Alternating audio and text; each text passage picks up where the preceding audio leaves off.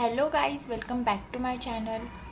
My name is Jagriti. तो आज के इस वीडियो में हम इम्पॉर्टेंट चार्ट्स एंड टेबल पढ़ने वाले हैं जो कि फार्मास्यूटिक्स के लिए है और 2023 और आगे आने वाले जिपैट एग्ज़ाम के लिए बहुत ही ज़्यादा इम्पॉर्टेंट होने वाले हैं। तो जो मेरे चैनल पे न्यू है वो जाके सब्सक्राइब कर लेना और जिसको वीडियो अच्छा लगे वो लाइक शेयर कर देना।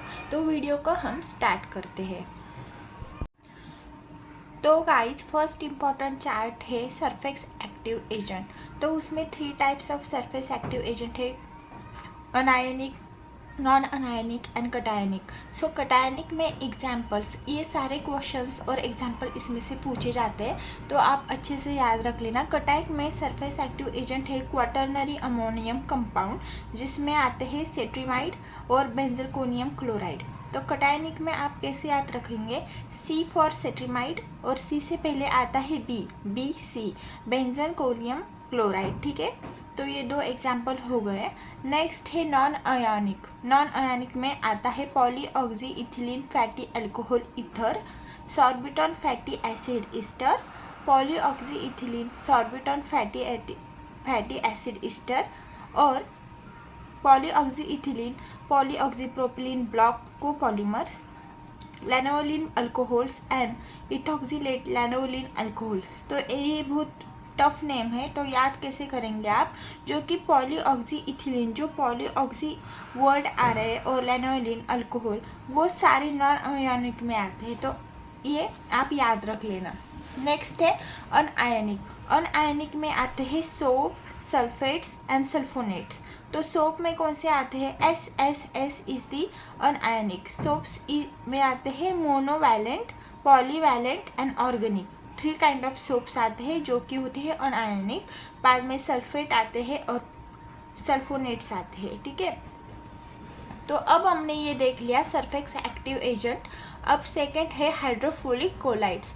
सो हाइड्रोफिलिक कोलाइड्स में आते हैं semi synthetic and natural. 2 types of the hydroalcoholic colloids आते हैं। तो सेमी सिंथेटिक में first one is the sodium carboxy methyl cellulose. ठीक है, second is the hydroxy propyl cellulose, third is the methyl cellulose.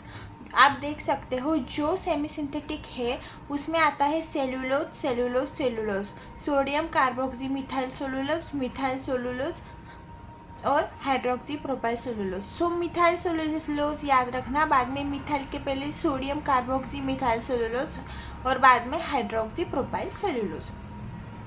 अब है natural hydrophilic colloids. Okay, hydrophilic है, याद रख लीजिए। नेचुरल में आता है 2 टाइप्स ऑफ ओरिजिन आते हैं, प्लांट जो कि हमको प्लांट से मिलता है और एनिमल से मिलता है। तो प्लांट ओरिजिन में कौन से आते हैं, acacia, tragacanth, agar, pectin and lecithin.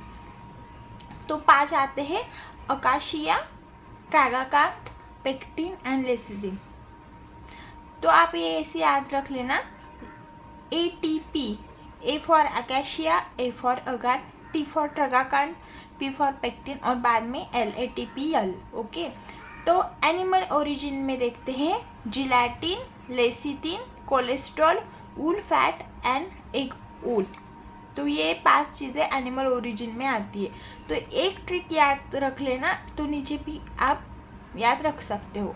तो इसमें क्या है कि पूछे जा सकता है MCQ में ऑप्शन इसमें के और इसमें के डाल के, इसमें से प्लांट ओरिजिन कौन सा है, इसमें से एनिमल ओरिजिन कौन सा है जो कि सरफेस एक्टिव या हाइड्रोफिलिक कोलाइड्स के लिए यूज़ किए जाते हैं। तो ये छोटी छोटी चीज़ें आप याद रख लेना। बाद में है finally divided solids. Okay, first is the colloidal clay. So colloidal clay में आता है बेंटोनाइट, विगम को ही कहते हैं मैग्नीशियम एल्यूमिनियम सिलिकेट।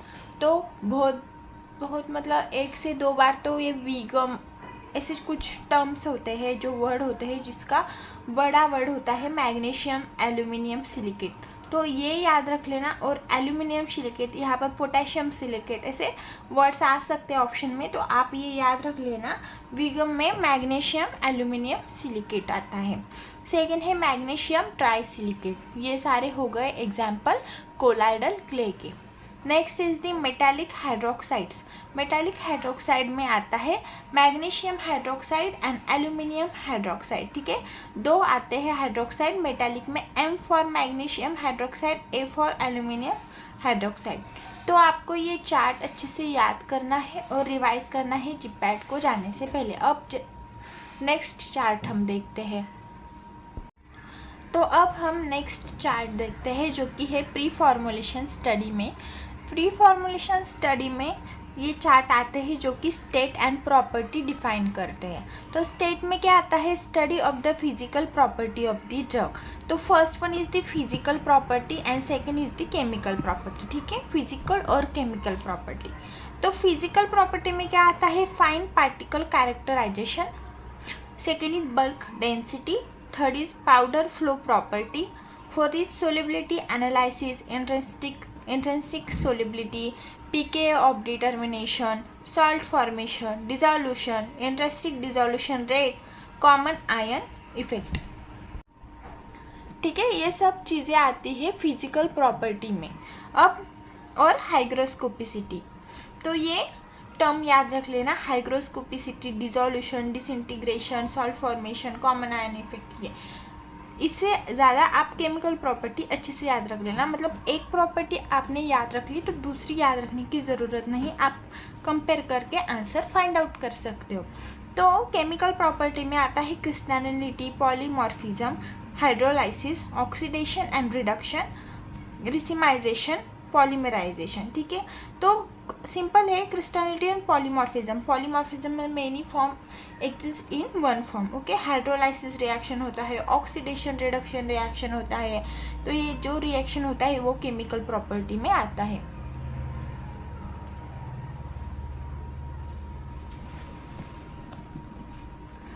अब नेक्स्ट देखते हैं। नेक्स्ट है बल्क कैरेक्टराइजेशन और उसकी प्रॉपर्टी। उसमें आता है crystallinity and polymorphism, second is the hygroscopicity, third is the fine particle characterization, four is bulk density और fifth is powder flow property. ये सारी चीज़ें आती है बल्क कैरेक्टराइजेशन में। अब सोलिबिलिटी एनालिसिस, सोलिबिलिटी एनालिसिस में आता है ionization of constant pKa, pH solubility profile, third is common ion effect, thermal effect and solubilization, partition coefficient and dissolution। ये 6 चीज़ें आती है solubility analysis में। और stability analysis में आता है stability in toxicology formulation, solubility, stability, pH rate profile, solubility, state stability, bulk stability and compactibility. तो ये सारी चीज़ें आती है। तो आपको इसके एक ट्रिक बनानी पड़ेगी तभी ये चीज़ें याद रहेगी। और ये सारी चीज़ें आप नोट डाउन कर लेना क्योंकि ये जिपैट और अदर कॉम्पिटिटिव एग्जाम के लिए फार्मा रिलेटेड बहुत ज़्यादा महत्वपूर्ण है। तो अगला चार्ट है सोल्युबिलिटी एनालिसिस। ये चार्ट बहुत ज़्यादा इम्पॉर्टेंट है, आपने देखा होगा प्रीवियस ईयर में इस चार्ट से क्वेश्चन पूछे गए। तो ये मैं ट्रिक फॉर्म में बताऊंगी। तो first one is the descriptive term and second chart में है approximate volume of the solvent in ml पर ग्राम ऑफ द सॉल्यूट। तो ये पूछा गया था ml पर ग्राम इन सॉल्यूट, मतलब सॉल्वेंट ml में है और सॉल्यूट ग्राम में, ये याद रख लेना आप। ठीक है, तो very soluble, freely soluble, soluble, sparingly soluble, slightly soluble, very slightly soluble and practically insoluble। तो इसके लिए एक ट्रिक है, V for vada, F for favorite, vada favourite, triple S vada idli, ऐसे याद रख लेना। मैंने तो ऐसा ही किया था, vada VF 1 2 3, triple S vada idli insoluble. मतलब आप ऐसे याद रख लेना, vada favourite, triple S vada idli. 2 बार याद करेंगे, रिवाइज करेंगे तो हो जाएगा। तो यहाँ पर हम देखते हैं सॉल्वेंट और सॉल्यूट का क्या है। लेस देन 1 पार्ट, 1 से स्टार्ट करना है। ठीक है, 1 से कम रखना है जो कि आता है वेरी सोल्यूबल में। बाद है 1 to 10, 10 to 30, okay, 30 to 100, 100 to 1000, 1000 to 10,000, 10,000 मोर। तो ये आप स्टेप बाय स्टेप याद रखोगे। 1 से 10, 10 से बाद में 30, 30 से फिर से 100, 100 में से फिर से 1000, 1000 से 10,000 एंड अबाउट 10,000। तो ये हमने देख लिया सोल्युबिलिटी एनालिसिस। अब हम मोस्ट इम्पॉर्टेंट देखते हैं हाउसनर्स रेशो। ओके, ये रेशो किस चीज़ के लिए, flow property of a powder और के लिए यूज़ किया जाता है। इसका एक ये याद रख लेना formula, tap density upon bulk density. Okay, तो इसका भी एक फॉर्मूला है, excellent, good, fair, passable, poor, very poor, extremely poor. तो आपको यहाँ पर नीचे से याद रहेगा होगा, पैसेबल है, बाद में पुअर, पुअर बाद में वेरी पुअर और एक्सट्रीमली पुअर बड़ा बड़ा। ओके, तो एक्सेलेंट, एक्सेलेंट में है एक्स, गुड, गुड में है जी और एफ में है फेयर, एक्स जी एफ। ओके, एक्स जी एफ पैसेबल पास हो गई, एक्स जी एफ पास हो गई, बाद में पुअर हो गई, वेरी पुअर हो गई और एक्सट्रीमली पुअर हो गई। ठीक है, तो ये छोटा सा ट्रिक है। ट्रिक से क्या होता है, ट्रिक से आपको थोड़ा टेंशन कम होता है और एग्ज़ाम में, जब मेरे एग्ज़ाम थी जिपैट में, तब ट्रिक ही ज़्यादा याद आती है। आपने कितना भी सीक्वेंस याद किया हो वो भूल जाते हैं, ट्रिक से जल्दी रिवाइज होता है। तो कार्स इंडेक्स देखते हैं। कार्स इंडेक्स का फॉर्मूला आपको कमेंट बॉक्स में बताना है क्या होता है। ठीक है, तो cars index excellent 5 to 15, good 12 to 16, fair 18 to 21, पैसेबल 23 to 28, poor 28 to 35, very poor 35 to 38, extremely poor greater than 40। ठीक है, हाउसनर्स रेशो भी आपको ये सिंपली याद रखना है। पहला है 1 to 1.11, 1.12 to 1.18। देखो यहाँ पर कैसा है, 11 के बाद 12 आया, 18 के बाद 19 आया, 25 के बाद 26 आया, 34 के बाद 35, 45 के बाद 46। ओके, तो ये आप थोड़ा ट्रिकी फॉर्म में याद रख लेना, पर मोस्ट इम्पॉर्टेंट यही सीक्वेंस और उसका ये है। और हमने देख लिया था सोल्युबिलिटी एनालिसिस, वो वडा फेवरेट ट्रिपल एस वडाइली, वो एक इम्पॉर्टेंट है। ठीक है,